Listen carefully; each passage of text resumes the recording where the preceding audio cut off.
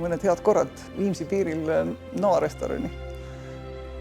Minu lemmik on ikka Noa. Et ma olen seal vist päris tihti külaline. Viimati käisin just selle konkursi raames käisin Noad maitsmas, et aru saada, et ega ei ole, kus ma siis ütlen, aja jooksul tase alla käinud. Ei olnud. Ma ei ole ainsana käinud seal Kaberneeme restoranis. Teistes ma olen käinud ja suurepärane. Suurepärane.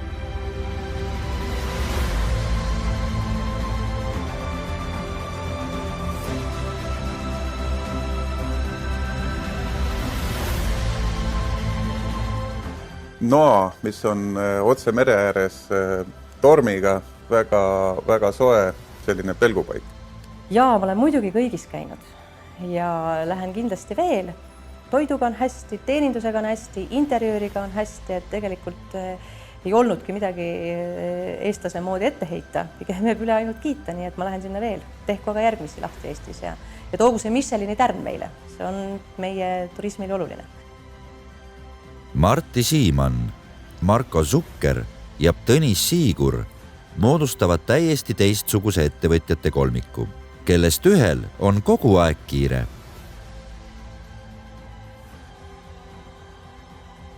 Ja palun ütle seal tuljakus, et nädal aega ei helista mulle ühegi probleemiga, lahendagu ise ära probleemid. Eriti täna. Ja, kes iganes seal on. Kaasa arvatud Raimo, ta enne helistas, mul ei ole aega rääkida.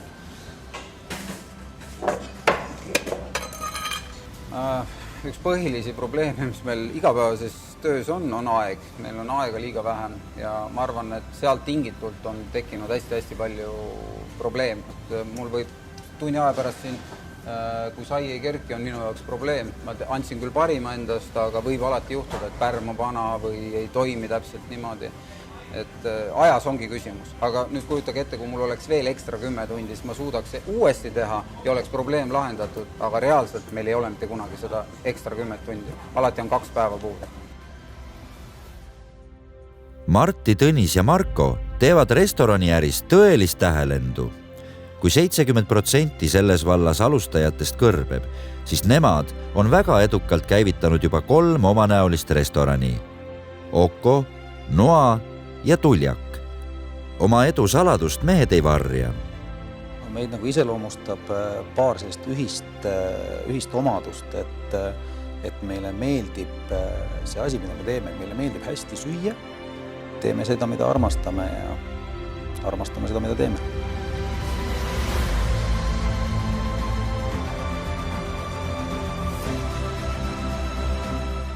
Restorani äris mustrid kindlasti ei ole. Kindlasti ei ole. Nendest restoranidest, mille avamise juures ma olen olnud, et üle poole juba ammu ei toimi tegelikult. See on selline läbi valude tulnud, läbi kogemuste tulnud ja ma arvan, et lõpuks ongi see peamine pluss on need kogemused, mis sa oled omandanud. Mul kunagi kummitas, mul oli selline printsiip, et tähtis ei ole mitte teha asju õieti, vaid on teha õigeid asju. Aga ma ütlen nii, et ma olen seda printsiipi enda jaoks nagu tegelikult ümber mõelnud, et alati nii ikkagi ei ole ka, et vahest on mõne asjaga, et sa lihtsalt teed ja õnnestub lõpuks, et see jäärapaisus on nagu positiivne kindlasti. Kuna meeste majandada on 3 restorani ja õige pea avatakse 4, siis juhtub vahel ka nii, et asjad kasvavad natuke üle pea. Täiesti pekk, ongi probleem.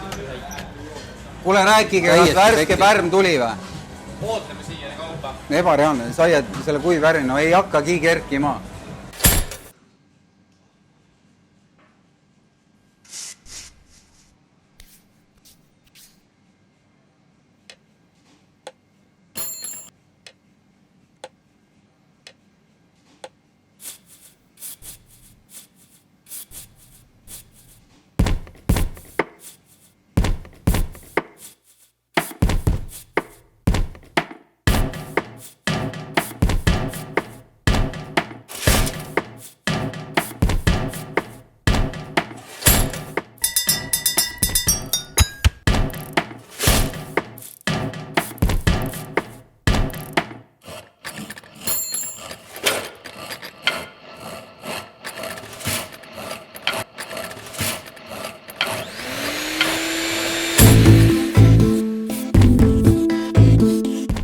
Oma edu saladust mehed ei varja.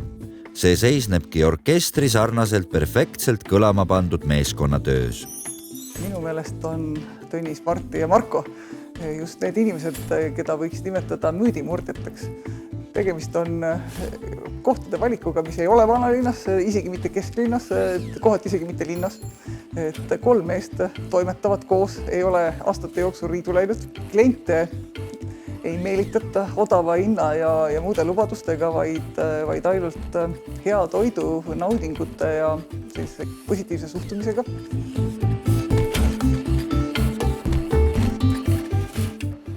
Okuga ma olen lihtsalt nii vaimustunud, et nii raskes äris nagu restorani äri nad suutsid nii kasumliku ettevõtte ehitada. See on lihtsalt super. Sul peab olema kõik fucking perfect.